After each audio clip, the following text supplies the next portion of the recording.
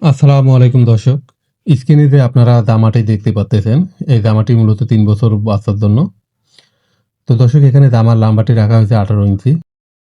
গলার যে ছড়ানো, সেই ছড়ানো রাখা হয়েছে এখানে ৩.৫ ইঞ্চি। সেমভাবে সামন গলাও ৩.৫ ইঞ্চি ডিপ রাখা হয়েছে। দর্শক এটি যে একটু ছোট বাচ্চার জামা, মাথা খুব সহজে ঢোকার জন্য পিছন দিকে ২ ইঞ্চি পরিমাণ ফাড়া রাখা হয়েছে। আর এখানে কাঁধ থেকে ৮.৫ ইঞ্চি পরিমাণ যে ফিতা, সে ফিতা এখানে রাখা হয়েছে। তো দর্শক এখানে এই চতুর সাইডে আপনার যে লেস আপনারা দেখতে পাচ্ছেন, এই লেসটি এখানে লাগানো হয়েছে।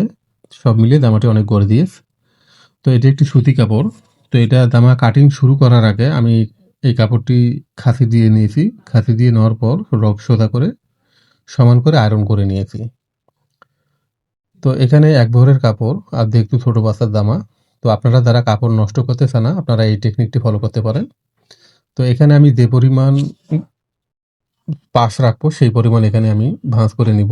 সমান করে ভাঁজ করে নেওয়ার পরে বিছিয়ে নিতে হবে। তো দর্শক আমি এই পদ্ধতিতে কাটিং করলে আশা করি আমার কোনো কাপড় নষ্ট হবে না। তো এখানে আমি চেক করে নিচ্ছি যে আমার ভাঁজটা সমান আছে কিনা।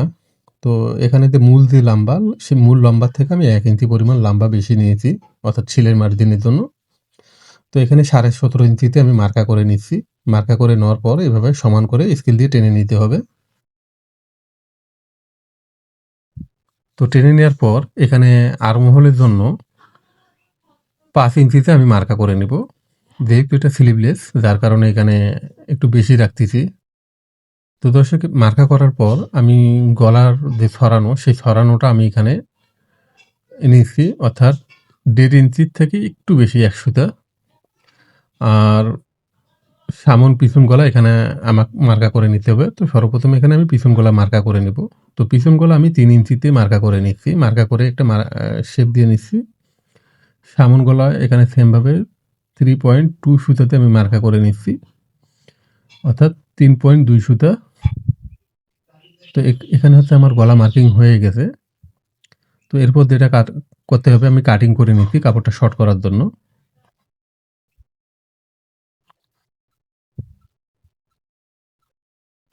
তো দর্শক এখানে সাইড থেকে যে কাপড়টা বেরিয়েছে, আশা করি এই কাপড়টি আমার ভিতর দিকে পট্টি বসাতে হবে এবং ফিতাতে লাগাতে হবে এবং গলার যে পট্টি, এই এই কাপড় দিয়ে হয়ে যাবে। তো দর্শক এখানে যে মূল বডি থেকে আপনারা ৪ ইঞ্চি বা ৫ ইঞ্চি লুজ রাখবেন। লুজ রাখার পর এভাবে আপনারা একটা শেপ দিয়ে নেবেন। এরপর যতখানি বাচ্চা আপনারা হাফ বডি রাখতে চান, ঠিক সেই পরিমাণ আপনারা মার্কা করে নেবেন। তো এখানে আমি ৯ ইঞ্চিতে প্রথমে মার্কা করে নিচ্ছি। এরপর উপর দিকে আরেকটি মার্কা করে নিচ্ছি, অর্থাৎ ১ ইঞ্চি পরিমাণ বা ১.৫ ইঞ্চি পরিমাণ একটা পট্টি এখানে আমাকে বসিয়ে নিতে হবে। তো আশা করি আমার ৮.৫ ইঞ্চি হাফ বডিটা টিকবে আরকি। তো এখানে সাইড যে ফাড়া, এটা ফাড়া আপনারা মন মতো দিয়ে নিবেন। তো দর্শক এখন আমি পিছন গলা কাটিং করে নিচ্ছি। পিছন গলা কাটিং শেষ। এখন আমার সামন গলা কাটিং করে নিতে হবে। তো সামন পিছন গলা আমার কাটিং হয়ে গেছে। তো এখানে যেটা করতে হবে, যে এই মার্কাগুলা আমাকে খুব সুন্দরভাবে এখানে তুলিয়ে নিতে হবে। এরপর যেটা আমি করব, এখানে পিছন দিকে একটু ফাড়া রাখবো, নাহলে মাথার মধ্যে ঢুকবে না। তো এখানে সমান করে বিছিয়ে নেওয়ার পর এটা ফিজিং, এটা আয়রন করলে এটা বসে যাবে কাপড়ের মধ্যে। এটা সমান করে কেটে নিব। কেটে নেওয়ার পর শিলের মার্জিন একটুখানি উড়িয়ে দিব। দেওয়ার পর আমি সমান করে পট্টিটা কেটে নিব। তো দর্শক এখানে সমান করে পট্টি কেটে নিয়েছি। কেটে নেওয়ার পর চিকন করে একটা কট বানিয়ে নিয়েছি। তো এই কটটা পিছন দিকে হবে, কট বোতাম আরকি। তো গলা সেলাই করার সময় এই কট আমাকে লাগাতে হবে। তো দর্শক এখানে গলা বানানো হয়ে গেছে। গলা বানানো হওয়ার পর আপনারা একদম চাপ সেলাই না দিয়ে একদম মুখে একটা লব সেলাই দিবেন। তো লব সেলাই দেওয়া হয়ে গেলে এখানে যে আপনারা মার্কা দেখতে পাচ্ছেন, এই মার্কাটা আপনারা ২ পার্টে তুলে নেবেন। তো সাইডের যে মার্কা, সেই মার্কার থেকে ১/২ ইঞ্চি বা ২ সুতা আপনারা কম রাখবেন, যাতে সাইড সেলাই করার সময় এটা ঢাকা না পড়ে। মূলত এটার ভেতর দিয়ে আপনাদের যে রশি বা ফিতা, এটা ঢুকবে। তো এটা বসিয়ে নেওয়ার পর এই যে আপনারা ভাও পিটে মার্কা করে নেবেন, এটা আমি ভাও পিটে মার্কা করে নিচ্ছি, অর্থাৎ ভিতরে পট্টি লাগার পর ভাও পিটে মার্কা করে নিচ্ছি। তো এই মার্কা অনুযায়ী আমাকে সেলাই করে নিতে হবে।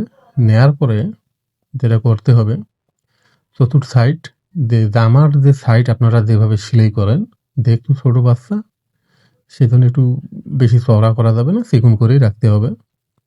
তো চতুর্থ সাইড এখানে আমাকে সেলাই করে নিতে হবে। সামন, পিছন এবং সাইড, চতুর্থ সাইড এখানে সেলাই করে নিতে হবে। তো সেলাই করেই নেওয়া হলে, সেলাই হয়ে গেলে যে এই লেসটা যে আপনারা দেখতে পাচ্তেছেন, এই লেসটা এটা আমি চাপা বসাবো, অর্থাৎ চতুর্থ সাইডে যে লক দিয়ে যে সেলাইটা হয়, সেই সেলাইয়ের এক সেলাইতে আমি লেস লাগাবো প্লাস সেলাই দিয়ে নেব। তো এটা আপনারা ডাবল সেলাই দিবেন না, নাহলে দেখতে অনেক খারাপ দেখা যাবে। পারতপক্ষে চেষ্টা করবেন কাজটা ফিনিশিং সহকারে করার জন্য। তো এখানে আমার লেস লাগানো হয়ে গেছে। তো মূলত আমার কাজও শেষ। এখন যে মিডিল যে সেন্টার দেখতে পাচ্তেছেন, এই সেন্টারে আমাকে দুই সাইডে ২টা ফুটো করে নিতে হবে।